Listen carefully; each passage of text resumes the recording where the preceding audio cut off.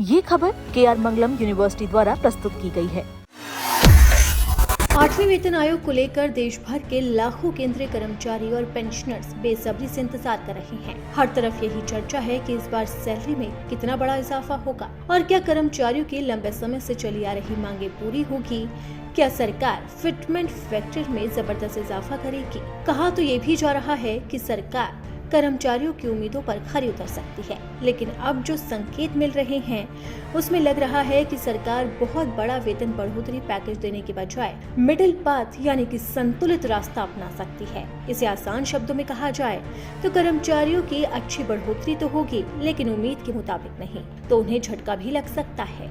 अब डिटेल से जानते हैं कि आखिरकार 8वें वेतन आयोग में क्या क्या हो सकता है। दरअसल कर्मचारी संगठनों ने 8वें वेतन आयोग के सामने कई बड़ी मांगे रखी है। इनमें सबसे ज्यादा चर्चा फिटमेंट फैक्टर को लेकर हो रही है।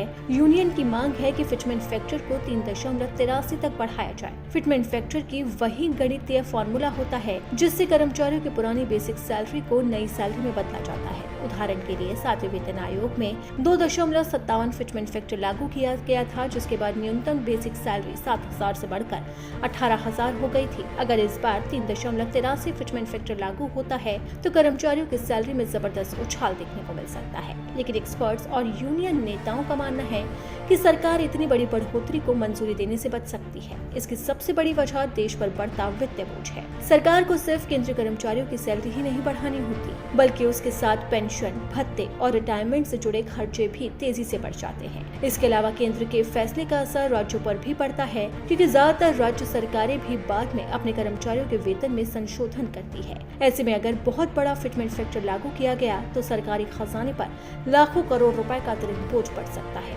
महंगाई और बढ़ती जीवन शैली की लागत को देखते हुए कर्मचारी संगठन वेतन में बड़ी बढ़ोतरी की मांग कर रहे हैं। उनका कहना है कि पिछले कुछ सालों में घर खर्च, शिक्षा, स्वास्थ्य और रोजमर्रा की जरूरतों का खर्च काफी बढ़ गया है।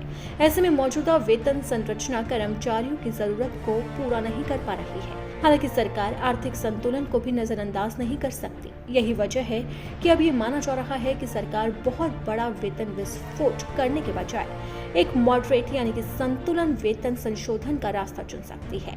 मतलब कर्मचारियों की राहत जरूर मिलेगी, लेकिन सभी मांगे पूरी होना मुश्किल दिख रहा है। 8वां वेतन आयोग करीब 1.1 करोड़ केंद्रीय कर्मचारियों और पेंशनर्स को प्रभावित करेगा, इसलिए इसकी हर छोटी अपडेट पर लोगों की नजर बनी हुई है। अब सभी को इंतजार है कि आयोग अपनी अंतरिम सिफारिशों पर क्या प्रस्ताव देता है और सरकार उस पर कितना अमल करती है, और क्या वाकई में फिटमेंट फैक्टर 3.83% रखा जाएगा। क्या कर्मचारियों का वेतन बढ़ जाएगा।